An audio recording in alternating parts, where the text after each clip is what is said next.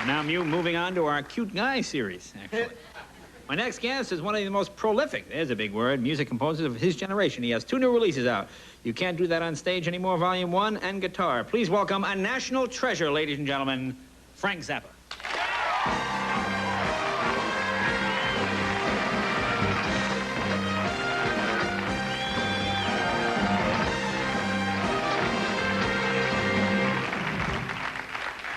Ah, so we meet again. Yes, yes. I guess your whole family's here tonight to see and view the national treasure, as you can call him. Yeah, it's another one of those peekaboo situations. My wife got here late.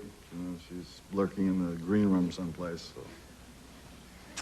Just here we are. Hanging out? Yeah, it's kind of like that dinner we went to the other night. Well, that's right. You know, this is one of the goofiest things. Actually, we met at a dinner there was a writer here named Howard Rosenberg who I got a call to come and speak.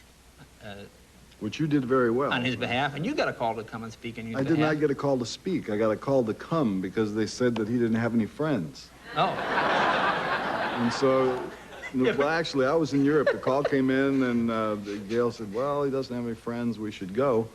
And we went, and it was very strange piece of anthropology going on down there. Well, it was real strange, because it was in one of these old country clubs, you know, those big. It looked like the wedding scene from The Deer Hunter, that big thing. Yeah. And they had a dais. They had a dais, and Frank and I are on the dais, and I said, do you know this guy? And Frank said, I never met the guy. Well, I did meet him once. We were on a panel show about censorship one time, but it was like, hi, how are you? And I really don't know him. And he's a Pulitzer Prize winner. Right, right.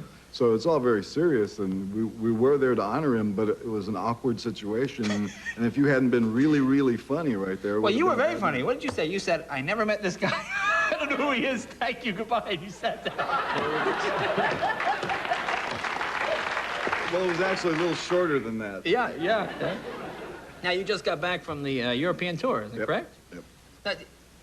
Spit it out, boy. Well, I read this somewhere. I want to get these facts straight. You were asked to perform in the Soviet Union, is this correct? Yeah, now how about this for absurdity? We're working in Germany, and a call comes in, and I thought it was a joke, that we were invited to go to Moscow to play at the summit. They wanted us to headline a concert of 5 U.S. groups and 5 Soviet groups on the Sunday at the summit with Reagan and Gorbachev there.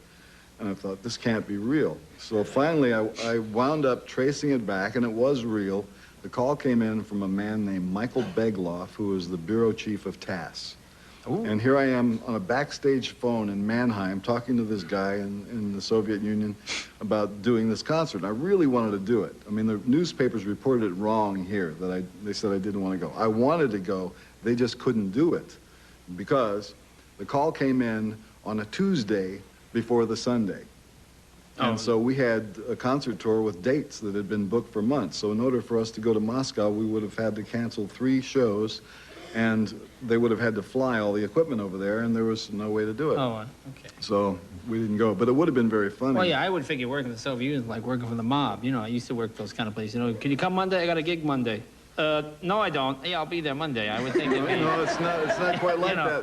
Well, we did check around. I said, it sounds weird because they're calling on Tuesday, the concert's on Sunday. Is this real? And they said, well, obviously it's serious because usually they call you on Thursday. Oh, right before, yeah. They want to give you that 2 extra days to play. Right. Well, I guess the Soviet Union, what do they have? They just plug in an amp. They don't really probably figure out what to do. Maybe slightly more sophisticated than that. Well, the newspaper got that story wrong. They probably got this story wrong, too. There was a thing in the article about you want to do something about tearing down the Berlin Wall. What was that? Well, I've been talking about that for a few years. The first time that it was put into an article was in a German newspaper. And while I was on the phone with this guy in Moscow, you know these phone calls are tapped. You know that. Right. Anytime you're talking especially to Bigelow. Yeah, right. Always.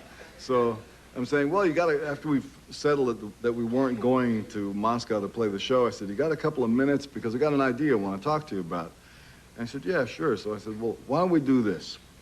You guys need some good PR. I mean, this whole perestroika business is basically, we need to restructure because the word is out, communism doesn't work.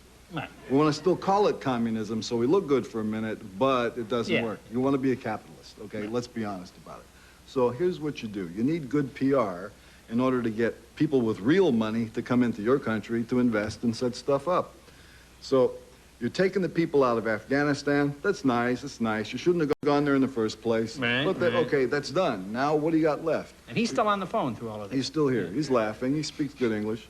So, you're going to go to Mars with the United States. Okay, that's nice. Going to but Mars? It's real expensive, and it's going to be a long time before you get the PR result. What do you got left?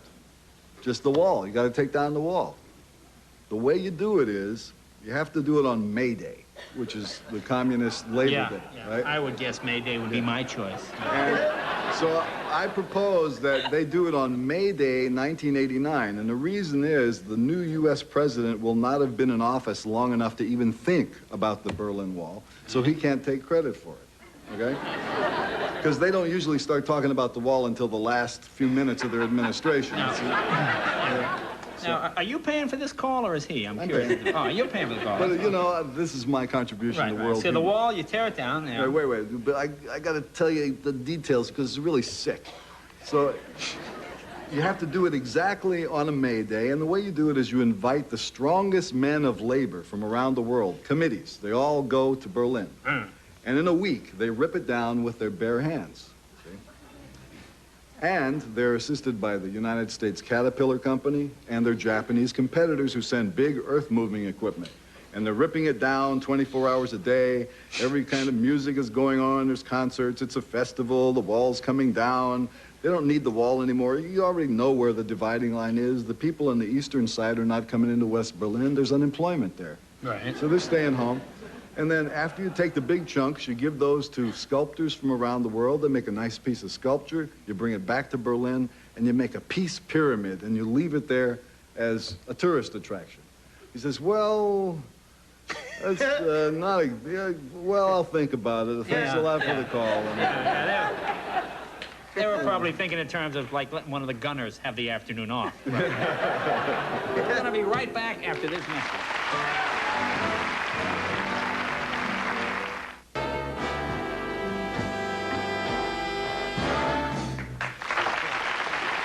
Well, that about wraps it up.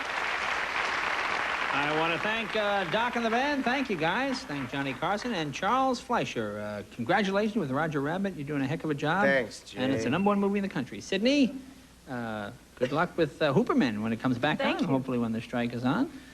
Frank, and I guess that next plan to get that Lenin statue out of Red Square.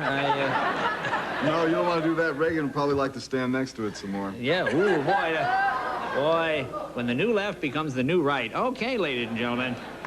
Tomorrow night, my guest will be Sammy Davis Jr., Connie Chung.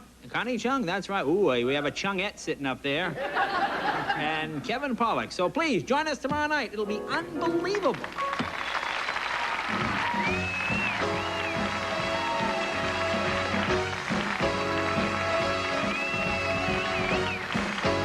Next, it's Late Night with David Letterman as Dave welcomes actor Dudley Moore. Pat Riley, coach of the back-to-back world champions, the Los Angeles Lakers. And tomorrow morning, join host Jane Pauley and Bob Costas on Today.